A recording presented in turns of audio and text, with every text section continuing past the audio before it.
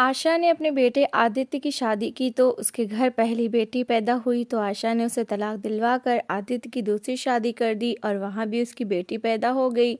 तो आशा ने उसे भी तलाक दिलवा दी और जब तीसरी शादी की तो आदित्य कहने लगा, माँ मैं अब अपनी पत्नी को तलाक नहीं दूंगा और अगर बेटी हुई तो मुझे स्वीकार होगी। लेकिन फिर जब बेटी पैदा हुई तो आशा बहाने से उसे कचरे में फेंक आई और शोर मचा दिया कि बच्ची चोरी हो गई है। तो आदित्य माँ को लेकर सीसीटीवी रूम पहुंच गया और जब वहां रिकॉर्डिंग ऑन हुई तो आशा के ऊपर आसमान टूट पड़ा। जब बहू तो बहुत ढूंढ के लाई हो, आशा बिल्कुल किसी राजकुमारी जैसी है, पड़ोसन ने आशा को बधाई देते हुए कहा। तो आशा ने एक नज़र स्टेज पर बैठी कनिका की ओर डाली, जो सच में उनके बेटे आदित्य के साथ बैठी किसी राजकुमारी से कम नहीं लग रही थी। हाँ बस बहू तो आ गई, अब भगवान जल्दी से मेरे बेटे आदित्य को एक बेटा दे दे, आखिर इतनी धन दौलत का कोई वारिस तो हो, आशा देवी ने शान से कहा। तो पड़ोसन सर हिलाकर रह गई। विदाई हुई तो आशा देवी आदित्य की पत्नी को लेकर घर आ गईं। उसे कमरे में भेजने से पहले आशा देवी ने शोर मचा दिया कि गोद भराई की रस्म करनी है। सभी इकट्ठा हो गए। परिवार का सबसे छोटा बच्चा नई बहू की गोद में डाला जाएगा, आशा ने ऐलान किया। तो सभी इधर उधर देखने लगे। आशा की नन्ही की हाल में ही पोती हुई थी, प्यारी खूबसूरत और गोलमटोल सी पोती। उसकी माँ ने लपक कर वो नन्ही सी बच्ची कनिका की गोद में डाल दी।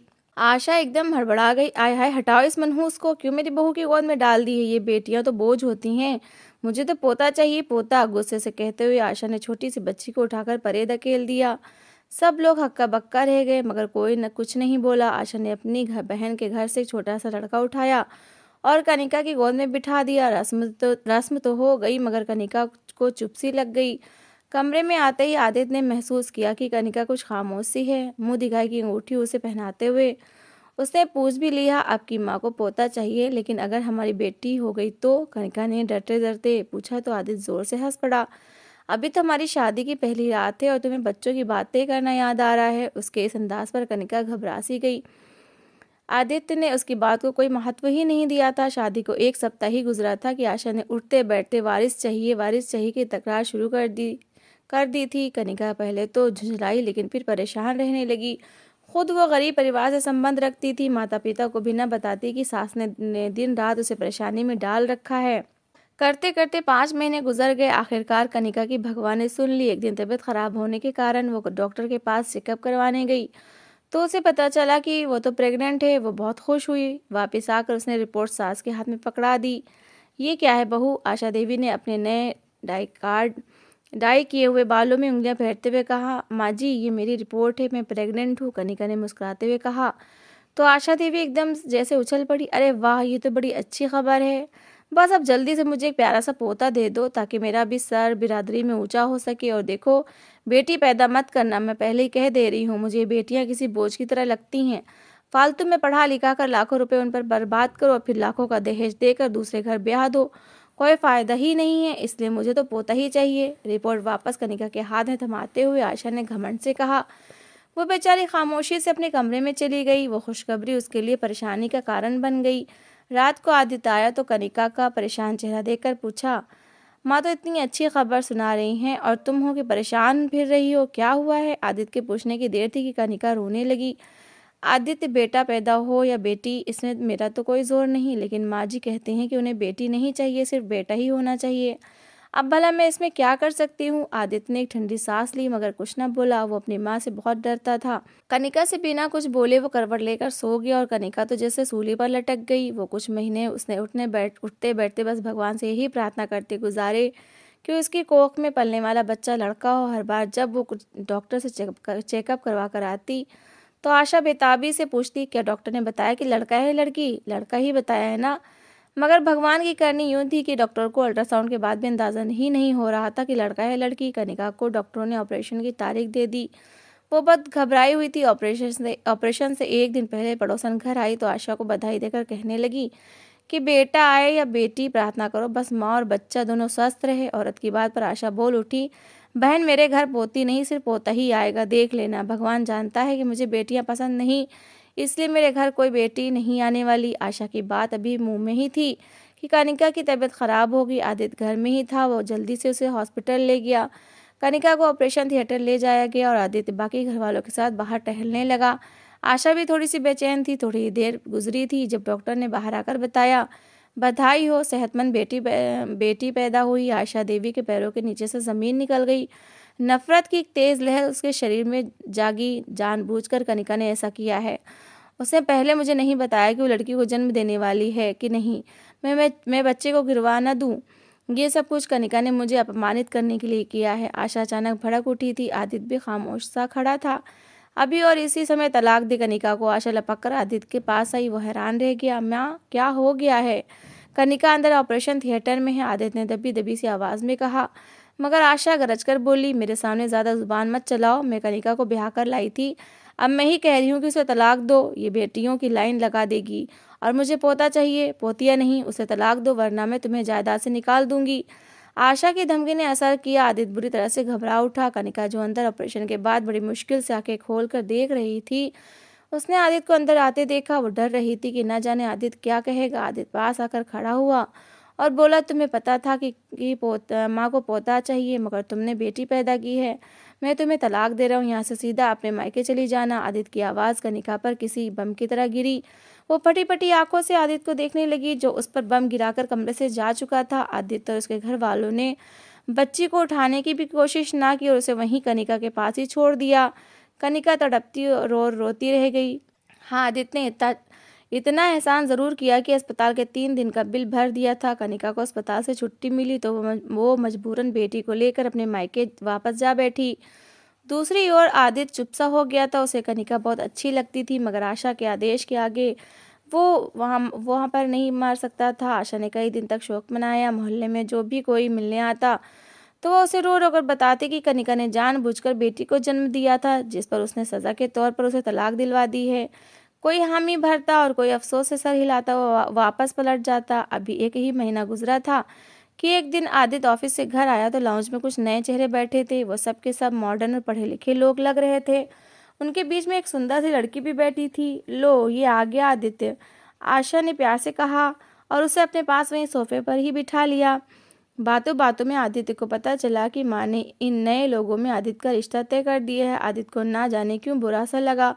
उसे कनिका की याद आई, लेकिन आशा ने कौन सा उसकी मर्जी पूछी थी। लड़की वालों को आदित्य बहुत पसंद आया। आशा ने ये बात साफ छुपा ली थी कि आदित्य पहले से शादीशुदा था और उसकी एक बच्ची भी हुई थी। बस उसने यही कहा कि कुछ समय पहले आदित्य की मंगनी हुई थी और फिर टूट गई। लड़की ने आदित्य से अकेले में बात की तो उसकी बातों और सुलझे अंदाज से वो आदित्य को वो अच्छी लगने लगी। अब तो आदित्य भी अपनी शादी का इंतजार करने लगा था। आशा ने इस बार जल्दी मचाई। सिर्फ 1 हफ्ते के अंदर अंदर शादी के तमाम फंक्शंस करके वो अर्पिता को ब्याह कर ले आई। अर्पिता मॉडर्न सी लड़की थी। घर के कामकाज में उसे कोई दिलचस्पी नहीं थी। आशा ने यह सब भी स्वीकार कर लिया, लेकिन आते ही उसने अर्पिता को भी ये सुना दिया कि उसे बच्चे की सूरत में सिर्फ बेटा चाहिए। अरे आंटी, आप किस ज़माने में जी रही हैं? लड़का हो या लड़की, ये सब आदमी पर निर्भर होता है। इसमें औरत कुछ नहीं कर सकती। अगर आप थोड़ी सी साइंस पढ़ लें तो आपको पता चल जाएगा। अर्पिता ने वैसे तो मजाक में ही सही, लेकिन सास को जता दिया था। आशा को ये बात बहुत बुरी लगी। ये नई बहू तो बहुत ही मुंहफट है, उसने दिल ही दिल में सोचा और अर्पिता के हर काम में कीड़े निकालने लगी। आदित्य धीरे धीरे अर्पिता में दिलचस्पी लेने लगा था। दोनों बाहर घूमने जाते तो आशा मुंह बना लेती और अगर कभी आदित्य अर्पिता के लिए कोई चीज़ ले आता तो आशा फौरन बीमारी का बहाना बनाकर लेट जाती। उसे बिल्कुल अच्छा न लगता कि आदित्य अर्पिता के करीब हो रहा है। आदित्य झुंझला जाता। आखिर उसकी माँ चाहती क्या थी? कुछ ही महीने गुजरे थे कि अर्पिता प्रेग्नेंट हो गई। अब की बार आशा फिर से बेटे के लिए कहने लगी थी। उसने फौरन से मार्केटों में जा जाकर लड़के वाले कपड़े लाना शुरू कर दिए। उस दिन अर्पिता की तबीयत बहुत ख़राब थी। वो किचन से अपने लिए दूध का गिलास लेकर कमरे में जा रही थी जब आशा ने उसे आवाज़ दी, अर्पिता बेटा, ये कुछ चीज़ें हैं, अपने कमरे में ले जाकर रख दो। बच्चा पैदा हुआ तो उसको पहनाने में काम आएंगे। कपड़ों का एक बड़ा सा थैला आशा ने अर्पिता को हवाले किया। अर्पिता जल्दी से चीज़ें खोल खोल कर देखने लगी। वो सारी चीज़ें लड़कों के लिए थीं। अर्पिता को थोड़ा अजीब लगा। माँ जी, आप तो सारी चीज़ें लड़कों वाली लाई हैं, लेकिन अगर लड़की हो गई तो? अर्पिता ने आम से अंदाज में कहा। लेकिन आशा एकदम उछल पड़ी। क्यों? डॉक्टर ने तुम्हें बता दिया है? क्या ये लड़की है? अगर ऐसा है तो फौरन इस बच्चे को गिरवा दो, क्योंकि मुझे तो पोती नहीं चाहिए, पोता चाहिए। ये बात मैंने तुम्हें पहले भी बता दी थी। आशा की आवाज़ पर अर्पिता हैरान सी रह गई। ठीक उसी समय आदित्य भी अंदर से बाहर चला आया। कैसी बातें कर रही है माँ जी? 7वां महीना चल रहा है, अब मैं बच्चे को कैसे गिरा सकती हूँ? हाँ, डॉक्टर ने मुझे बता दिया था कि मेरे पेट में बेटा नहीं बल्कि बेटी है। तो फिर क्या करेंगी आप? अर्पिता ने जवाब दिया तो आशा एकदम अपनी जगह से उठ खड़ी हुई। उसकी आंखें फटी की फटी रह गई थी। इतना बड़ा धोखा, ये लड़की हमारी आंखों में धूल झोंक रही है। एक बार फिर ये बेटी पैदा करके हमारे सर पर थोप देगी। ये लड़की तो कनिका से भी ज्यादा चालाक निकली, आशा ने कहा तो अर्पिता एकदम चौंकी। कौन कनिका? अब की बार आदित्य भी घबरा गया और तभी आशा चमक कर बोली, कनिका तेरी सौतन जो तुझसे पहले मैं ब्याह कर लाई थी, उसने भी बेटी पैदा करके हमारे सर पर थोप दी थी, इसलिए मैंने उसे वहीं अस्पताल में ही तलाक दिलवा दी। इस बच्ची को गिरा दो, नहीं तो अभी और इसी समय आदित्य तुम्हें तलाक दे देगा। आशा ने कहा तो अर्पिता की आंखों में आंसू भरने लगे। ये आप क्या कह रही हैं माँ जी? आदित्य पहले से शादीशुदा थे, लेकिन अगर ऐसा भी था भी तो मैं अपने बच्चों को नहीं गिराऊंगी। अगर आदित्य ने मुझे तलाक देनी है तो दे दे। अर्पिता को यकीन था कि आदित्य ऐसा कभी नहीं करेगा, मगर वो तो मिट्टी की मूरत बनकर खड़ा था। आदित्य अभी और इसी समय इसको तलाक दे दे, नहीं तो मैं प्रॉपर्टी के कागजात ले आती हूँ और उन पर साइन करके इस घर से निकल जाऊंगी। आशा की आवाज में धमकी थी। आदित्य बेबस हो गया था। उसने एक नज़र शानदार से घर पर डाली, जहाँ पर हर आराम और हर सहूलियत की चीज़ थी। उसकी नौकरी भी बस मामूली सी थी, असली रुपया पैसा तो ज़मीनों और दुकानों से आता था जो उसकी माँ के नाम थी। अगर वो इस घर से चला जाता तो हर हर से हाथ धोना पड़ता। उसने अर्पिता की तरफ देखा जो आके पहाड़े उसी को तक रही थी। मैं तुम्हें तलाक देता हूँ, मैं वकील से बात कर लूँगा, आदित्य ने किसी मशीन की तरह अर्पिता से कहा और पलटकर कमरे में चला गया। अर्पिता फटी फटी आंखों से उसकी ओर देखती रही। उसके कदम लड़खड़ाने लगे, लेकिन आशा ने हाथ पकड़कर उसे घर से बाहर निकाल दिया। वो खामोशी से अपने माता पिता के घर चली गई। आखिर इससे ज़्यादा वो कर भी क्या सकती थी। 3 महीने बाद उसने खूबसूरत सी बेटी को जन्म दिया। क्योंकि आदित्य को उससे भी कोई प्यार नहीं था, इसलिए दूसरी बार भी आदित्य की तलाक हो गई। आदित्य अब सुबह का गया, रात को घर लौट कर आता था, लेकिन 2 बार घर उजड़ने का असर अब उसके चेहरे पर साफ दिखाई देता था। लेकिन आशा पर इसका कोई असर नहीं था। वह ऐसे ही संतुष्ट दिखती थी जैसे उसके सर पर कोई पाप न हो। पोतियों से नफरत उसकी अब भी बनी हुई थी, लेकिन एक बार फिर उसने आदित्य के लिए नई पत्नी की तलाश शुरू कर दी। आज काम से जल्दी वापस आ जाना आदित्य, हमने तुम्हारे लिए लड़की देखने जाना है। आशा ने चाय का कप हाथ में उठाते हुए आदित्य को बताया। वो एकदम पलटा और बोला, कोई ज़रूरत नहीं माँ मेरे लिए लड़कियां देखने की। अगर इस बार भी बेटी पैदा हुई तो आप मुझसे कहेंगी कि मैं उसे छोड़ दूं। मैं इस तमाशे से तंग आ चुका हूँ। मैं भी इंसान हूँ, मुझे कनिका भी अच्छी लगने लगी थी और अर्पिता से तो मुझे प्यार हो गया था, लेकिन आपने इन दोनों को मेरी ज़िंदगी से निकाल दिया। अब मेरी जान छोड़ दें। आदित्य झुंझलाकर कहता हुआ घर से निकल गया। आशा तो जैसे तिलमिला उठी। बेवकूफ़ लड़का, औरतों की कौन सी कमी है? एक घर में जाओ तो 10-10 लड़कियां रिश्ते के इंतजार में कुंवारी बैठी हैं, और ये पागल बेटी पैदा करने वालियों के साथ ही बांधकर पूरी जिंदगी गुजार देना चाहता है। इसकी तो एक नहीं चलने दूंगी। आशा ने पक्का इरादा कर लिया था। वो आदित्य को बताए बगैर खुद ही रिश्ता देखने चली गई, मगर इस बार उसे लड़की पसंद नहीं आई। दिन महीनों में बदलते गए और आशा जितनी भी लड़कियां देखती उसे कोई पसंद नहीं आती, मगर वो इस बात से अनजान थी कि ऑफिस में आदित्य को एक लड़की पसंद आ चुकी थी और वो उसके साथ शादी करने के सपने देख रहा था। एक दिन आशा जब उसे एक लड़की की तस्वीर दिखा रही थी, वो फट पड़ा। माँ मैंने लड़की पसंद कर ली है, इस बार शादी में अपनी मर्जी से करूँगा। अगर आपको कोई आपत्ति नहीं है तो हम उसके घर रिश्ता देखने चलें, आदित्य ने कहा। आशा कुछ देर तो उसे देखती रही, लेकिन उसे अंदाजा था कि इस बार आदित्य कुछ गुस्से में है, इसलिए खामोशी से उसके साथ जाने पर तैयार हो गई। मेघना पढ़ी लिखी फैमिली से थी, मिडिल क्लास लोग थे। आशा को पसंद आ गए क्योंकि वो ज़्यादा लड़ाई झगड़ा करने वाले न थे। आदित्य ने शायद लड़की को बता दिया था कि उसने पहले भी एक शादी की थी और वो असफल रही है। बहरहाल जल्दी शादी की तारीख तय हो गई और 1 सप्ताह बाद ही आदित्य की तीसरी पत्नी मेघना दुल्हन बनकर घर आ गई। आदित्य बहुत खुश था। आशा को लग रहा था जैसे अब आदित्य ने उसकी चिंता करनी छोड़ दी है। वो मेघना को लेकर खुद ही अपने कमरे में चला गया। कुछ दिन गुजरे तो आशा को अंदाजा हुआ कि आदित्य और मेघना की आपस में बहुत बनती है। ये बात को एक आग ना बहा रही थी, इसलिए उसने बहाने से मेघना को अपने पास बिठाया और बोली, देखो बेटी मैं बूढ़ी हो गई हूँ, इसलिए मेरी इच्छा का सम्मान करो, मुझे जल्दी से पोता चाहिए। एंजॉयमेंट के दिन तुम लोग बाद में गुजार लेना, अभी भी रोज़ घूमने फिरने निकल जाते हो, ज़रा बच्चा पैदा करने की तरफ ध्यान दो। मेघना खामोश हो गई, मगर आदित्य ने माँ की बात सुन ली थी। कुछ ही समय के बाद मेघना भी प्रेग्नेंट हो गई। आशा फिर किसी मक्खी की तरह आदित्य और मेघना के आसपास मंडराने लगी और बार बार यही बात कहती कि उसे पोती नहीं सिर्फ पोता ही चाहिए। कुछ दिन तो आदित्य खामोशी से सुनता रहा, मगर एक दिन जब आशा किसी बाबा से एक तावीज़ ले आई, ये लो मेघना, उसे अपने गले में पहन लो, इस तावीज़ में सिर्फ लड़का ही पैदा होता है, लड़कियां नहीं। आशा ने तावीज़ मेघना की ओर बढ़ाया तो वह हैरान रह गई। ये क्या बात कर रही हैं आप माँ, अब आप बाबाओं के पास भी जाने लगी हैं? आदित्य गुस्से में बोला तो आशा ने पलटकर एकदम से उसे घूरा। ज़्यादा चिल्लाने की ज़रूरत नहीं है, मुझे पोता चाहिए और उसके लिए मैं कुछ भी करूँगी। पहले 2 बार की तरह इस बार भी कभी कहीं बेटी ना हो जाए। आशा के स्वर में गुस्सा उभर आया। मेघना ने खामोशी से तावीज़ उनके हाथ से ले लिया। अचानक ही आदित्य बोला, एक बात मेरी कान खोलकर सुन ले माँ, इस बार भी अगर बेटी हुई तब भी मैं मेघना को बिल्कुल भी नहीं छोड़ूंगा। मैं बार बार अपना घर बर्बाद नहीं कर सकता। बेटी हुई तो वो भी मेरी बेटी है और मैं उसे खुशी से स्वीकार करूंगा।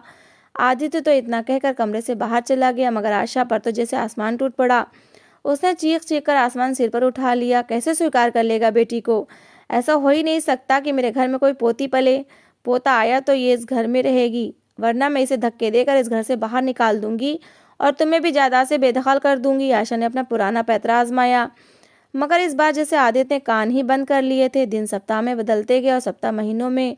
पूरे 9 महीने मेघना की तबीयत खराब रही, लेकिन आखिरकार बच्चे के जन्म का दिन भी आ पहुंचा। आशा व्याकुलता से इंतजार कर रही थी कि मेघना बेटे के जन्म की खुशखबरी सुनाए, मगर अस्पताल के कॉरिडोर में टहलते जब डॉक्टर ने लाकर एक फिर नन्ही सी बेटी उसके हाथ में थमाई और कहा, बधाई हो, आप दादी बन गई हैं। चांद सी बेटी पैदा हुई है। तो आशा का जी चाहा बच्ची को उठाकर जमीन पर पटक दे। मुझे ये पोती नहीं चाहिए, मैंने पहले ही कहा था कि पोता पैदा होना चाहिए, आशा ने गुस्से से कहा। मगर आदित्य ने आगे बढ़कर बेटी माँ के हाथ से ले ली। ये मेरी बेटी है माँ और मुझे ये स्वीकार है। अगर भगवान ने मुझे बेटा नहीं दिया तो उसकी मर्जी, वो बाद में मुझे बेटा भी देगा, लेकिन अभी तो उसने मेरे घर लक्ष्मी भेजी है। बेटी के माथे पर प्यार करते हुए आदित्य उसे लेकर अंदर कमरे में चला गया, जहाँ मेघना को शिफ्ट किया जा चुका था। आशा ने जलते भुनते दरवाजे के शीशे से अंदर झाँका। आदित्य प्यार से मेघना का हाथ थामे उससे बात कर रहा था। आशा पैर पटकते हुए घर वापस आ गई, लेकिन उसका खून खौल रहा था। वो किसी भी तरह हार मानने को तैयार नहीं थी।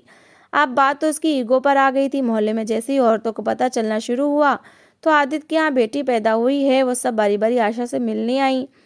क्या हुआ बहन, 3 दिन शादियों के बाद भी भगवान ने तुम्हें पोता नहीं दिया तो क्या हार मान ली है तुमने? अब पोती को ही घर में पालोगी? अरे तुम क्या भूल गई कि बेटियां तो बोझ होती हैं? आशा की पड़ोसन आशा को छेड़ रही थी और आशा तिलमिलाकर रह गई। पड़ोसन को तो जैसे उसने भेज दिया, लेकिन उसने जो फैसला कर लिया था कि वो आदित्य की बेटी को इस घर में नहीं रहने देगी। आदित्य तो माँ से बिल्कुल बात करना बंद कर चुका था। वो आशा से बात ही ना करता। आशा ने उसे जायदाद से निकालने की धमकी दी तो उसने कहा कि हाँ निकाल दें, वो अपनी सैलरी में गुजारा कर लेगा। आशा को पता चल गया कि अब ये पैतरा भी बेकार हो चुका है, इसलिए उसने एक दूसरा प्लान बना लिया। आदित्य की बच्ची को पैदा हुए 1 सप्ताह गुजर चुका था। एक दिन मौका पाकर आशा मेघना के कमरे में चली आई। आदित्य घर पर नहीं था और दवाइयाँ खाने की वजह से मेघना भी गहरी नींद में सो रही थी। नन्ही सी बच्ची झूले में थी। आशा ने चुपके से बच्ची को अपनी गोद में उठा लिया। उसने इस बात की व्यवस्था पहले ही कर ली थी कि इस घर में इस समय कोई और ना हो, और ऐसा ही था। आशा दबे पांव बच्ची को लेकर घर से बाहर निकल गए। उसके अंदर नफरत भरी हुई थी। उसका बस नहीं चल रहा था कि बच्ची के कई टुकड़े कर दे। घर की पिछली तरफ एक बड़ी सी कचरा फेंकने की जगह थी। आशा ने इधर उधर देखा, वहां कोई नहीं था। उसने चादर के नीचे से बच्ची को बाहर निकाला। वो नींद में थी। आशा ने एक नफरत भरी नजर उस पर डाली और बच्ची को कचरे के डिब्बे के अंदर उछाल दिया। बच्ची के शरीर को एक जोरदार झटका लगा और वो रोने लगी। थोड़ी देर रोने के बाद वो खुद ही चुप कर गई। आशा कुछ पल तो उसे देखती रही। कचरा कुंडी के ऊपर मक्खियां मंडराना शुरू हो गई। दूर से ही कुत्तों की भौंकने की भी आवाजें आ रही थीं। आशा के होठों पर एक नफरत भरी मुस्कुराहट दौड़ गई। आज तो उसका काम हो ही गया। वो मुड़ी और आराम से चलती वापस अपने घर आ गई। थोड़ी देर के बाद मेघना जागी और झूले में बच्ची को ना पाकर वो बुरी तरह से घबरा गई। माँ जी, आपने मेरी बेटी को देखा है? वो मिल नहीं रही। वो घबराकर कमरे से बाहर निकली।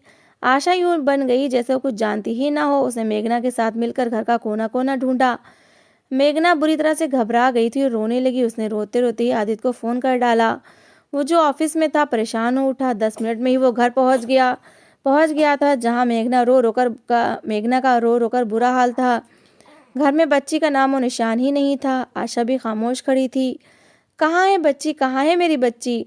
माँ, पता है मुझे क्या लगता है, आपने उसे मार डाला है। आदित्य को बच्ची के गायब होने का जैसे ही पता चला वो एकदम चिल्लाकर बोला। आशा ने घबराने की एक्टिंग की। मुझे क्या पता तुम्हारी बच्ची कहाँ है? वो साफ मुकर गई। मगर आदित्य माँ की हरकतों को जानता था। मुझे पता है आपको पोती नहीं चाहिए थी। क्या किया है आपने मेरी बेटी के साथ? आदित्य की आवाज़ गुस्से के मारे बैठने लगी, मगर आशा मानने को तैयार ही न थी कि उसने बच्ची को कहीं गुम किया है। वो बार बार यही कहती कि वो सो रही थी, शायद कोई आया होगा और बच्ची को उठाकर ले गया होगा। आदित्य परेशान सा कमरे में इधर उधर टहलने लगा और तभी अचानक उसके दिमाग में ना जाने क्या आया। उसने लपक कर माँ का हाथ पकड़ा और उसे घसीटते हुए सिक्योरिटी गार्ड के कमरे में ले गया। वहाँ सीसीटीवी कैमरे की रिकॉर्डिंग चल रही थी। आदित्य ने पूरे दिन की रिकॉर्डिंग चलानी शुरू कर दी। आशा के पैरों के नीचे से जमीन निकल गई। उसने सारे नौकरों को तो छुट्टी दे दी थी, मगर सीसीटीवी कैमरे को तो वो भूल ही गई थी। मुझे चक्कर आ रहे हैं, मैं पानी पीने जा रही हूँ। आशा ने घबराकर निकलना चाहा, मगर आदित्य समझ गया था। उसने माँ का हाथ दबोच लिया। तभी कैमरे में आशा दिखाई दी, जो बच्ची को चादर में लपेटे घर से बाहर निकल रही थी। आदित्य का खून खौल उठा। कहाँ है मेरी बेटी? वो पलटकर माँ के ऊपर चीखा। आशा का दिल बुरी तरह से डर गया। मैंने उसे कचरे के डिब्बे में फेंक दिया। न चाहते हुए सच उसके मुंह से निकल गया था। आदित्य ने आशा को एक जोरदार धक्का देकर वहीं फेंका और लपक कर घर से बाहर निकला। वो अंधाधुंध दौड़ता हुआ कचरा पेटी की तरफ भागा। उसे बस यही डर था कि कहीं उसकी बेटी को कोई नुकसान न पहुंच गया हो। कचरे के डिब्बे के पास पहुंचते उसके हाथ पैर फूल गए। सामने ही कुत्ते नन्हे से कंबल में लिपटी किसी चीज को घसीट रहे थे और बच्ची के रोने की आवाजें आ रही थी। आदित्य लपक कर आगे बढ़ा। उसने कुत्तों को भगा डाला। सौभाग्य था कि कुत्तों ने बच्ची को कोई नुकसान नहीं पहुंचाया था। वो सुरक्षित थी, सिर्फ कंबल ही फटा था। आदित्य बच्ची को सीने से लिपटाया तेजी से घर वापस दौड़ा। जहां आशा अपने हाथ मसल रही थी, उसने आदित्य से बहुत माफी मांगने की कोशिश की, मगर उसी पल आदित्य मेघना का हाथ थामे घर से निकल गया। मेघना को उसके घर वालों ने इतना सोना दिया था कि वो अपने रहने की व्यवस्था कर सकते थे, और आशा अपने नौकरों से भरे घर में अकेली रह गई। उसे दौरे पड़ने लगे थे। वो अकेलेपन से घबराकर आदित्य को याद करती। धीरे धीरे उसकी दिमागी हालत इतनी खराब हो गई कि वो कनिका, अर्पिता और उनकी बेटियों को भी याद करके आवाज़ें देने लगती। तबीयत और बिगड़ी तो वो इस काबिल भी न रही कि उठकर पानी भी पी सकती। ऐसे में वो रो रोकर भगवान से क्षमा मांगती कि अगर वो पोतियाँ इस समय आसपास होती तो शायद उसे पानी का गिलास तो दे ही देती। लेकिन अपनी नफरत के कारण वो आज इस हालत पर पहुंची थी कि अब पछताने के सिवा और कुछ नहीं कर सकती थी। तो दोस्तों, इस कहानी को लेकर आपकी क्या राय है, कमेंट बॉक्स में ज़रूर बताएं। और अगर आपको हमारी आज की कहानी अच्छी लगी हो तो प्लीज़ इसे लाइक ज़रूर करें। अगर आपने अभी तक हमारे चैनल को सब्सक्राइब नहीं किया तो ज़रूर कर लीजिए। तो मिलते हैं ऐसी ही एक मोटिवेशनल कहानी के साथ। Thanks for watching.